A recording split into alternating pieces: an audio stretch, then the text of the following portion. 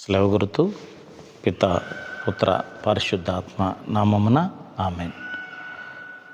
యోహాను గారు వ్రాసిన శుభవార్త 1వ అధ్యాయము 29వ వచనము. మరునాడు యేసు తన యొద్దకు వచ్చుటను చూచి, యోహాను, ఇదిగో లోక పాపములను పరిహరించు దేవుని గొర్రెపిల్ల అని సాక్ష్యం ఇచ్చాను. ఇది క్రీస్తు శుభవార్త. క్రీస్తు ఆమెకు స్తుతి కలుగును గాక. శుభవార్త బోధనల ద్వారా మన పాపములు మన్నించబడును గాక. ప్రియమైన క్రైస్తవ సహోదరి సహోదరులారా, తల్లి అయిన శ్రీసభ 2వ సామాన్య ఆదివారాన్ని కొనియాడుతూ ఉంది. సామాన్య కాలంలో 2వ ఆదివారంలో మనం ప్రవేశించి ఉన్నాం. ఈరోజు దేవుని యొక్క వాక్యము మనకు తెలియపరుస్తూ ఉంది. దేవుని యొక్క ఎన్నిక, ఎదుగో ఈ లోకాన్ని రక్షించడానికి, ఈ లోకాన్ని ఉద్ధరించడానికి, ఈ లోకాన్ని కాపాడడానికి యేసుక్రీస్తు ప్రభువుని దేవుడే ఈ లోకానికి పంపించి ఉన్నారు అన్నటువంటి ఆ సత్యాలను మనము తెలుసుకోబోతూ ఉన్నాం. ప్రియులరా, పరిశుద్ధ గ్రంథంలో మనం చాలాసార్లు చదువుకున్నాం. యోహాను శుభవార్త 3వ అధ్యాయం 16వ వచనంలో దేవుని వాక్యం చెబుతూ ఉంది, దేవుడు లోకమును ఎంతో ప్రేమించెను, తన ఏకైక కుమారుడైన యేసుక్రీస్తు ప్రభువుని, దివ్య కారుణ్య ప్రభువుని ఈ లోకాన్ని రక్షించడానికి, ఈ లోకాన్ని ఉద్ధరించడానికి, ఈ లోకాన్ని కాపాడడానికి ఈ లోకానికి పంపించారు అన్నటువంటి సత్యాన్ని, దేవుని ఎన్నికను మనకి తెలియపరుస్తున్నారు. ఈరోజు శుభవార్తలో కూడా ఇదిగో యోహాను గారు ఇదిగో దేవుని గొర్రెపిల్ల, దేవుడి చేత ఎన్నుకోబడినటువంటి గొర్రెపిల్ల అని యేసుప్రభుని పరిచయం చేస్తూ ఉన్నట్లుగా, దేవుడు ఎన్నుకున్నట్లుగా మనకి తెలియపరుస్తున్నారు. ప్రియ సహోదరి సహోదరులారా, మనం ఈనాటి మొదటి పట్టణంలో కూడా ఆ ప్రభువు యొక్క ఎన్నికను గురించి మనం చదువుకున్నాం. 49వ అధ్యాయము 1వ వచనములో, యెషయా గ్రంథము 49వ అధ్యాయము 1వ వచనములో ప్రభువు పలుకుతున్నటువంటి మాటలు మనం చదువుకున్నాం. నేను తల్లి కడుపున పడినప్పటి నుండి ప్రభువు నామము జ్ఞాపకము చేసుకొనెను. ఆయన నాకు పదునైన కత్తి వంటి వాక్కు నొసగాను, తన హస్తముతో నన్ను రక్షించాను. ఇక్కడ మనం 5వ వచనము నుంచి చూస్తే, నేను మాతృగర్భమున పడినప్పటి నుండి ప్రభువు నన్ను ఎన్నుకొనెను. యాకోబు తన వద్దకు కొనవచ్చుటకు, ఇశ్రాయేలును తన చెంతకు చేర్చుటకు ఆయన నన్ను తన సేవకునిగా నియమించెను. ప్రభువు నాకు కీర్తిని దయచేసెను, నా బలమునకు కారకుడు అతడే అని అదిగో ప్రభువు గురించి చెప్పినటువంటి, అదిగో దివ్య కారుణ్య ప్రభువు గురించి చెప్పినటువంటి ఆ మాటలు మనం చూస్తూ ఉన్నాం. ప్రియులారా, ఇదిగో యెషయా గ్రంథం 6వ అధ్యాయం 8వ వచనంలో, నేను ఎవరిని పంపుదును, నేనున్నాను కదా, నన్ను పంపుడు అని నేను అంటిని అని అదిగో యెషయా చెప్పినటువంటి మాటలు మనం అక్కడ చూస్తూ ఉన్నాం. అంటే యెషయా ఎన్నిక గురించి అక్కడ తెలియచేయబడింది. యెషయా లాగే యేసుక్రీస్తు ప్రభువు కూడా అదిగో తండ్రి దేవుడి దగ్గర నుంచి ఇదిగో ఎన్నుకోబడి ఈ లోకాన్ని ఉద్ధరించడానికి, ఈ లోకాన్ని రక్షించడానికి, ఈ లోకాన్ని కాపాడడానికి ఈ లోకానికి వచ్చిన దేవుడు, దివ్య కారుణ్య ప్రభువు అదిగో యేసుక్రీస్తు ప్రభువు అని మనము గ్రహించగలగాలి. ప్రియులారా, ఇర్మియా గ్రంథంలో అదిగో దేవుని ఎన్నిక 1వ అధ్యాయం 5వ వచనములో, నిన్ను మాతృగర్భమున రూపొందింపక మునిపే నేను నిన్ను ఎన్నుకొంటిని అని చెప్పినటువంటి మాట. ప్రియ సహోదరి సహోదరులాగా ఆది నుంచి మనం చూస్తాం దేవుని ఎన్నిక. దేవుడు అదిగో అబ్రహాముని ఎన్నుకున్నాడు. అబ్రహాము, ఇసాకు, యాకోబు ఇదిగో అనేక మంది సేవకులని ఎన్నుకొని ఇదిగో వారిని తన ప్రజలకు నడిపించటానికి నాయకులుగా ఎన్నుకున్నటువంటి సంఘటన. దావీదు మహారాజు, మోషే, సౌలు, సొలొమోను రాజు, ఇలాగ మనం అనేక మందిని చూస్తూ ఉన్నాం. అందులో భాగంగానే ఇలాగ ఇదిగో యేసు ప్రభుని కూడా ఈ లోకాన్ని ఉద్ధరించడానికి, ఈ లోకాన్ని కాపాడడానికి, ఈ లోకానికి ఆ దేవాతి దేవుడే పంపించి ఉన్నారు అన్నటువంటి సత్యాన్ని, ఆయన ఎన్నికను గురించి మనము ఈరోజు ధ్యానం చేసుకుందాం. ఈ లోక పాపములను పరిహరించటానికి ఈ లోకానికి వచ్చినటువంటి దేవుడు. ప్రియ సహోదరి సహోదరులారా, హైందవ మత గ్రంథమైన ఇదిగో భగవద్గీతలో మనకి కనిపిస్తూ ఉంది, సర్వపాప పరిహారో రక్త ప్రోక్షణం అవశ్యం, తద్రక్తం పరమాత్మేన బలిదానయాగం. ప్రియ సహోదరి సహోదరులారా, మనకి బైబిల్ గ్రంథం కూడా చెప్తూ ఉంది. హెబ్రేయులకు రాయబడినటువంటి లేఖలో 9వ అధ్యాయము 22వ వచనంలో మనం చూస్తాం, రక్తము చిందకయే పాప క్షమాపణ లేదు. పాపాలు పోవాలి అంటే రక్తము చిందించబడాలి. కాబట్టి ప్రియులారా, ఆ రక్తము చిందించడానికి ఈ లోకానికి వచ్చినటువంటి దేవుడు దివ్యకారుణ్య ప్రభువు. ప్రియ సహోదరి సహోదరులారా, తన సమస్తాన్ని అన్నీ ఉండి ఏమీ లేనివానిగా అదిగో తండ్రికి అప్పగించుకొని ఈ లోకాన్ని రక్షించాలన్న ఆలోచనతో, ఈ లోకాన్ని ఉద్ధరించడానికి, ఈ లోకాన్ని కాపాడడానికి, పాపపు ఊబిలో కూలిపోయినటువంటి ఈ ప్రపంచాన్ని, ఈ లోకాన్ని కాపాడటానికి ఈ లోకానికి వచ్చినటువంటి దేవుడు యేసుక్రీస్తు ప్రభు, దివ్య కారుణ్య ప్రభు. ఆయనను ఈరోజు మనకి పరిచయం చేస్తున్నటువంటి యోహాను గారు, ఇదిగో లోకము యొక్క పాపములను, ప్రియ సహోదరి సహోదరులారా, లోకము యొక్క పాపములన్నింటినీ తీసివేయటానికి, పరిహరించటానికి ఈ లోకానికి వచ్చినటువంటి దివ్య కారుణ్య ప్రభు. అటువంటి ప్రభు కారుణ్యాన్ని, అటువంటి ఆ ప్రభు ఆ కరుణను, ఆ దయను, ఆ ప్రేమను పొందుకోవటానికి మనం అందరము కూడా ఇదిగో మన పాపములన్నింటినీ ఆయన మీద వేసుకొని, ఆయన మనకు రక్షణనిచ్చినటువంటి ఆ రక్షణను మనం పొందుకోవటానికి సిద్ధపడాలి. ప్రియమైన సహోదరి సహోదరులారా, ఆయనే మనకి విమోచకుడు.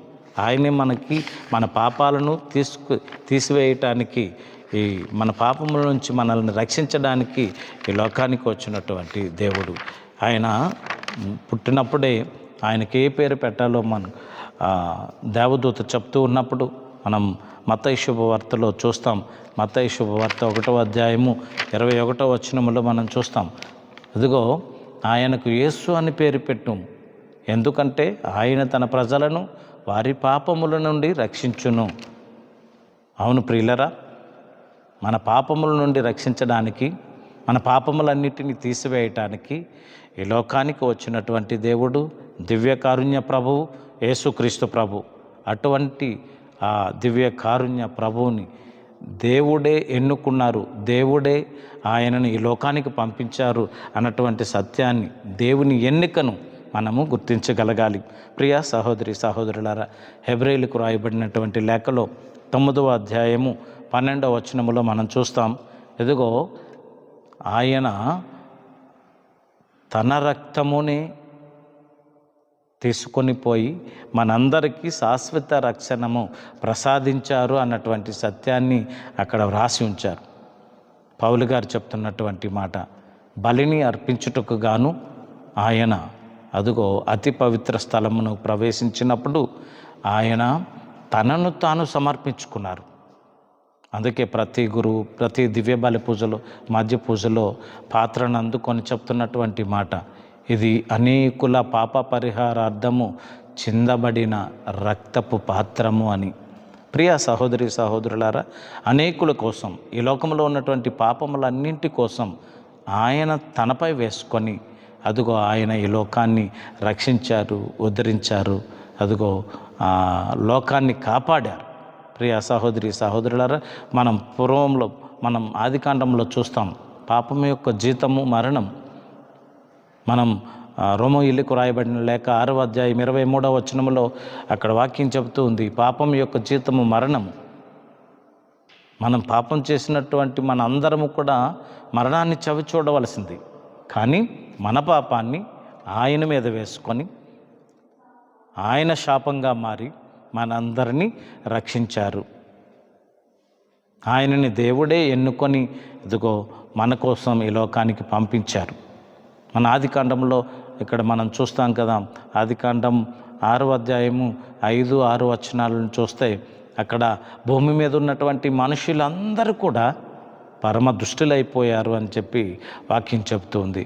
అటువంటి పాప ఊబిలో కూరుకుపోయినటువంటి ఆ మనుషులందరినీ కూడా ప్రభువు దేవుడు జలప్రలయం పంపించి 40 రోజులు కుంభవర్షం కురిపించింది.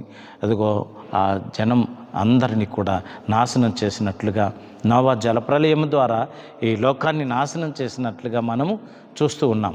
పాపం యొక్క జీతము మరణం. మనం ముందుకు వెళ్తే ఆదికాండం 18వ అధ్యాయము 20వ వచనములో సొదొమ గొమొర్రా పాపము పండిపోయింది. అటువంటి పండిపోయినటువంటి ఆ సొదొమ గొమొర్రాల మీద దేవుడు అగ్ని గంధకపు వర్షాన్ని కురిపించి దానిని నాశనం చేసినట్లుగా మనం చూస్తూ ఉన్నాం. ప్రియులరా, ఇలాగ మనం బైబిల్ గ్రంథంలో చూస్తే పాపము యొక్క జీతము మరణం. 40 సంవత్సరముల పాటు ఎడారిలో నడిచినటువంటి ఇశ్రాయేలీ ప్రజలకు కూడా అదిగో వారు చేసినటువంటి పాపములకు గాను అందరూ కూడా అదిగో ఆ గమ్యస్థానమైనటువంటి అదిగో పాలు తేనెలా ప్రవహించే దేశమైనటువంటి కనాను దేశానికి వెళ్ళలేకపోయారు. పాపం యొక్క జీతం మరణం, చనిపోయారు.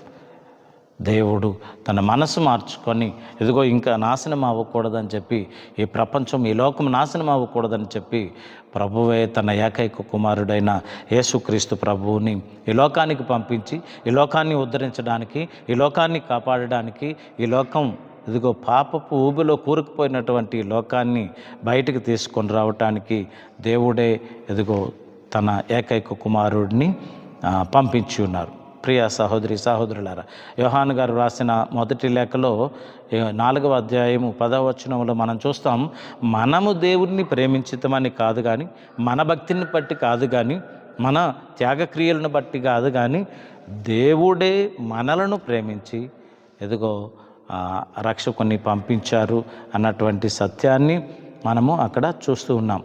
ప్రియ సహోదరి సహోదరులారా, కొరింథీయులకు రాయబడినటువంటి మొదటి లేఖ 15వ అధ్యాయము 3వ వచనములో క్రీస్తు మన పాపముల కొరకు మరణించారు అన్నటువంటి సత్యం మనము చూస్తూ ఉన్నాం.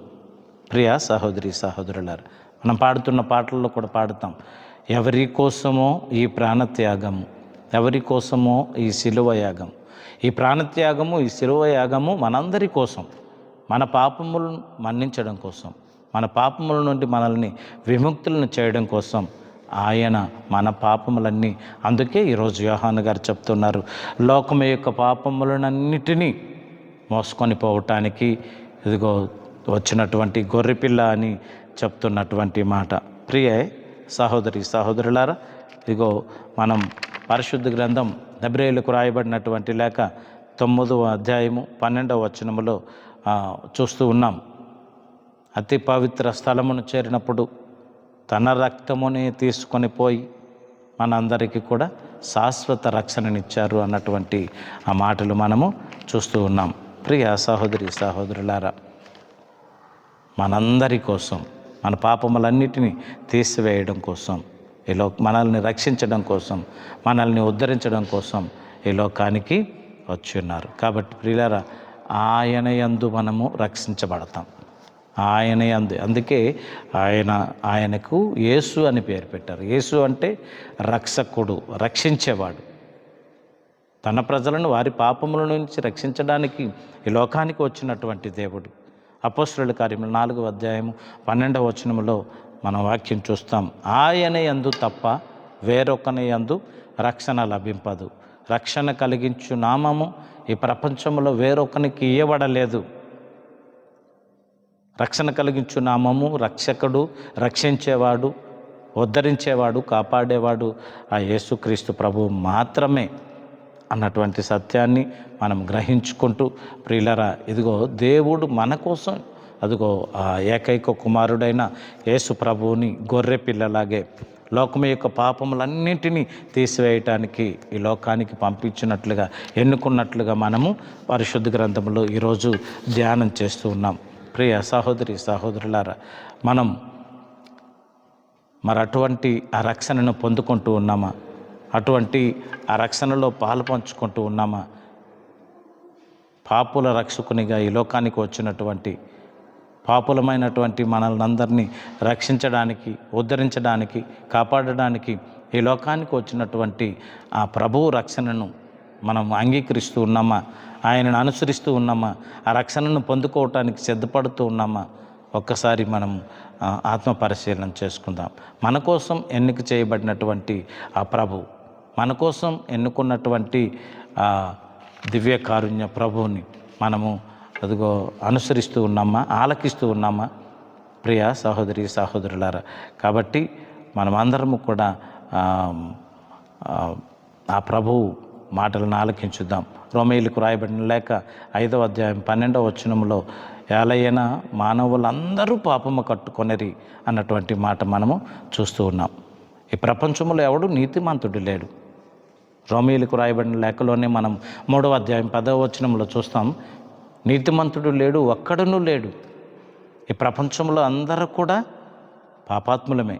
కాబట్టి ప్రియ సహోదరి సహోదరులారా, మన పాపములన్నింటినీ ఆయన దగ్గర మనం ఒప్పుకుంటే, మన పాపములన్నింటినీ మోసుకొని పోవటానికి, మన పాపములన్నింటినీ తీసివేయటానికి ఈ లోకానికి వచ్చినటువంటి ఆ ప్రభువు దగ్గర మనం ఒప్పుకొని మన పాప పరిహారం పొందుకొని మనము కూడా అదిగో ఆ ప్రభు రక్షణలో పాలిభాగస్థులం అవుదాం.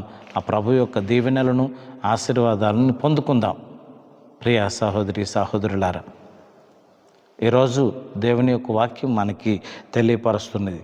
ఇదిగో యోహాను గారు సాక్ష్యం, యోహాను గారు చెప్తున్నటువంటి మాట, ఇదిగో లోక పాపములను పరిహరించు దేవుని గొర్రెపిల్ల. అటువంటి ఆ గొర్రెపిల్ల రక్తంలో మనం కడగబడాలి. ఆ గొర్రెపిల్ల మనల్ని అందరినీ రక్షించడానికి వచ్చినటువంటి, కాపాడడానికి వచ్చినటువంటి ఆ గొర్రెపిల్ల రక్షణలో మనము కూడా పాలిభాగస్థులం అవుదాం, పొందుకుందాం. ఆ ప్రభు యొక్క దీవెనలను ఆశీర్వాదాలను మనకు మన కుటుంబాలకు దయచేయమని ప్రార్థన చేసుకుందాం. పిత పుత్ర పరిశుద్ధాత్మ నామమున ఆమేన్.